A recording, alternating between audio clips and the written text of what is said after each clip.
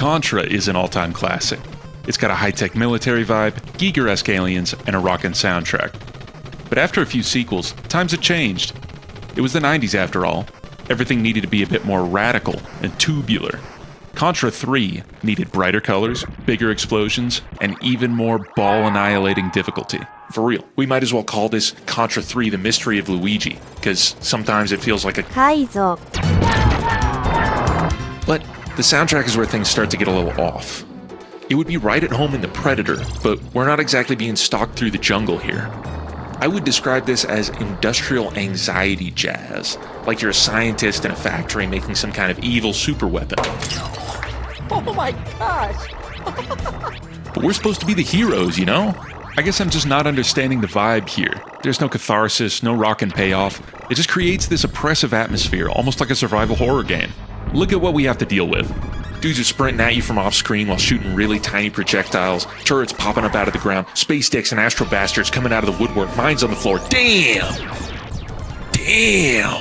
We could definitely use a morale boost here, guys. Something upbeat. I mean, if I had just massacred a giant alien turtle in retaliation for shooting wasps at me, I'd be pretty damn hyped. Even if I did have to go play in the freeway and fight centipedes right after. So, freebasing anxiety straight to the ear dome just isn't gonna cut it. It's not enough that the laser actually works now. The soundtrack needs an upgrade too. But to do that, we're gonna need to get radical. Sure, we could do like normal and use a modern DAW and a computer that makes an SGI workstation look like a fucking speak and spell. But is that radical enough? In my opinion, no. We need to get even more radical than that.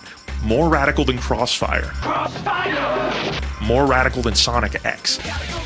Rad meter's already pinned. The Power Rangers might as well be Amish. No, we need to get rad.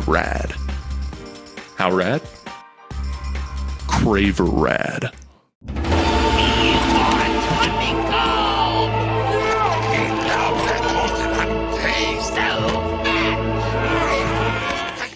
And by that, I mean we're doing this old style on a tracker.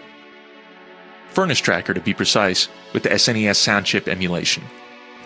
Now to maximize the CBT, we're going to keep our sample size small so that this could theoretically run on an actual SNES sound chip.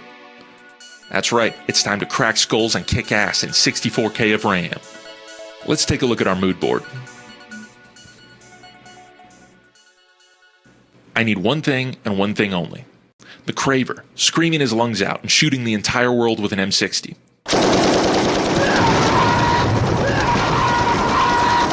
I am the fighter jet. Fox 1, motherfucker. Translation. Metal. Think Megadeth's High-Speed Dirt, covered by Alvin and the Chipmunks after they got done killing 3 pots of coffee backstage with the Macho Man. Yeah. Except the Macho Man usually swaggered up to the ring, working the crowd, you know. That's not what we're doing. We're coming straight out of the locker room in a dead sprint like the Ultimate Warrior. So let's sprint into the new soundtrack together. Get the fuck out of here. Okay, check it out. The SNES has 8 channels on which you can play samples. So I found some absolutely ancient samples that I think were intended to be used with an Atari ST. I also made my own guitar samples here for the chug and the power chord. I recorded a few sounds, chopped them up, and downsampled them with Furnace's inbuilt sample editor. It didn't really matter that much. Turns out when you downsample something enough, your brain has trouble extrapolating the detail. Kind of like if you're painting with watercolor on a post-it note. The overall structure is what's going to really make or break the finished product here. Okay, percussion. We've got a kick, a hat, a crash, a ride bell, and a snare. Pretty basic, but we have a secret weapon. By using the note delay command and tweaking the volume, we can create the snare flam. I just kicked your door in with a case of Mountain Dew Kickstart, and me and the boys are outside with a dubiously modified Coleman mini bike. If we use these sparingly, in fills, and we give them enough room to breathe, their impact is just unmatched. So what are we going to do for the melody? Well, obviously we're starting off chugging. Minor third up, classic. Half step down from there, classic. Back down again. Whoa! Full step up this time, back down again. It was getting pretty rad there for a second. Into the next phrase, we walk it down. Double it with the bass. Thick. We've built up a nice low end, but now we need some nasty leads to kickflip us the rest of the way from the suburban rooftop into the above ground pool that might actually be deep enough. Now with leads, it's quite important, critical even, that we don't noodle aimlessly. Every lick has to lead somewhere. Think about it.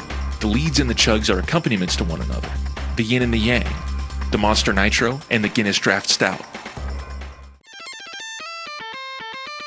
Now, I would like to address the elephant in the room. We still have one more channel. Harmonies on the leads, baby. Woo!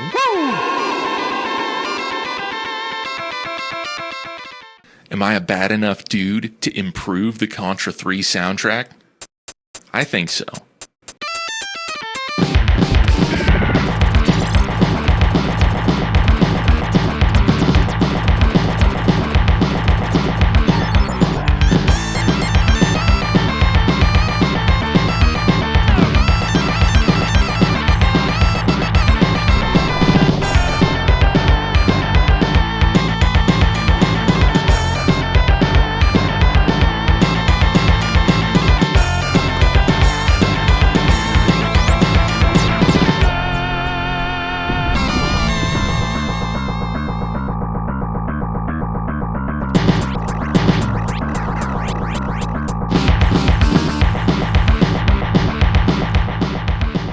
What we've achieved here today is not nearly as technically well executed as the original soundtrack, but it does fit better. If you think I'm a stupid moron, let me know in the comments down below. But until next time, remember, the right soundtrack changes everything.